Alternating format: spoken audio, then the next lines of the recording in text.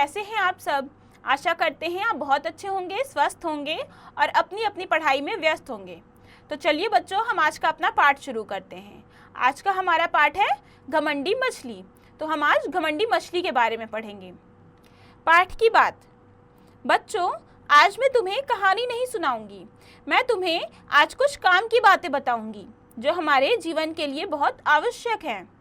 ठीक है दादी जी, जल्दी बताइए। हमें सोच समझकर किसी को अपना मित्र बनाना चाहिए और अपने अच्छे व सच्चे मित्रों की बातों पर अवश्य ध्यान देना चाहिए। हमें कभी भी अपनी बुद्धि पर घमंड नहीं करना चाहिए और न ही किसी के बहकावे में आना चाहिए।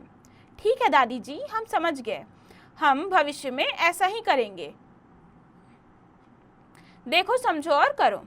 बच्चों, जैसे जैसे हम बड़े होते जाते हैं वैसे वैसे घर से अकेले बाहर निकलना आरंभ करते हैं। घर के बाहर रोज हमारे नए नए मित्र बनते हैं, परंतु हमें अपने मित्र बनाते समय कुछ बातों का अवश्य ध्यान रखना चाहिए।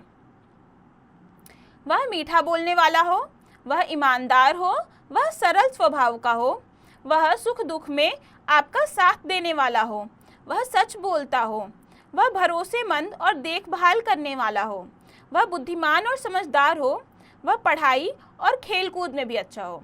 तो अच्छा मित्र बनाते समय हमें क्या क्या ध्यान रखना चाहिए ये हमने पढ़ा। तो चलिए अब हम कविता पढ़ते हैं। आओ कविता पढ़ें।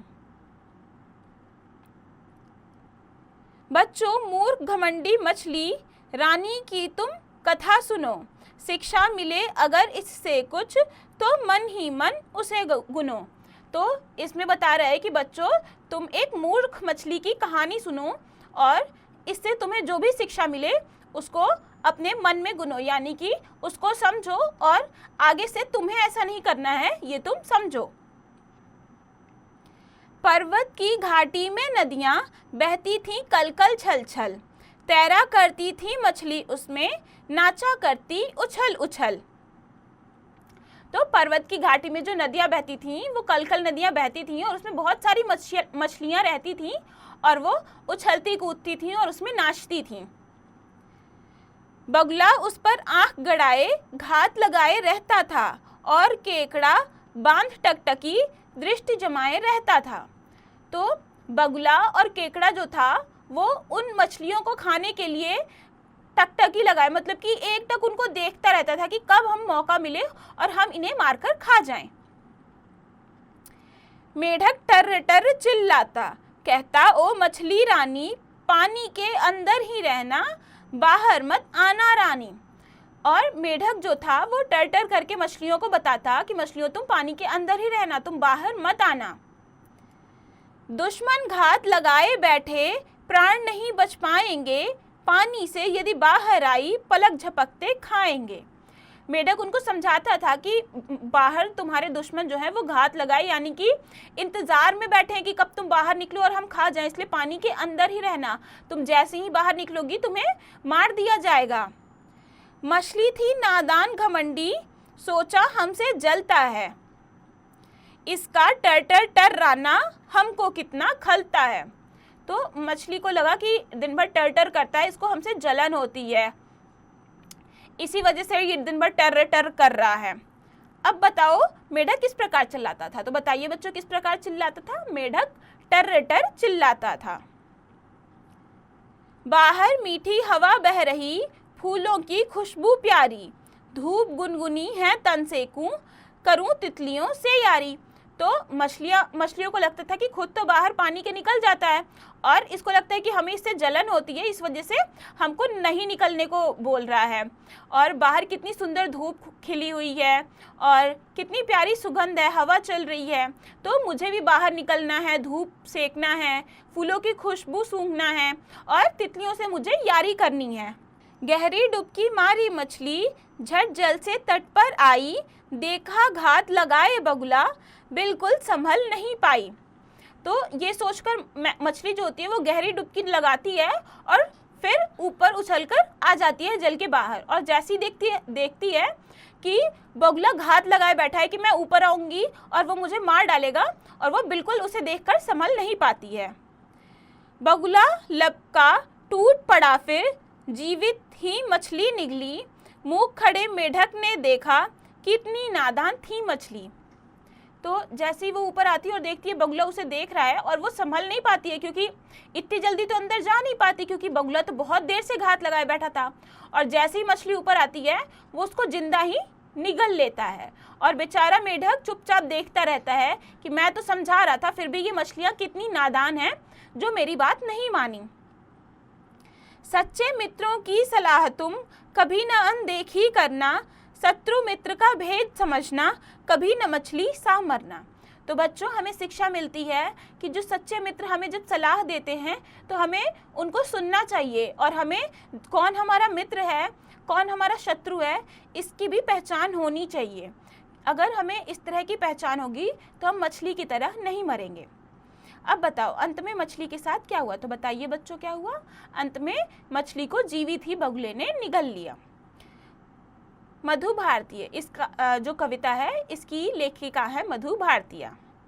रोचक बात, एक अच्छा मित्र कभी भी आपकी गलत बातों के लिए आपको प्रोत्साहित नहीं करता, अपितु वह आपकी गलती बताकर आपको उसे सुधारने के लिए समझाता है।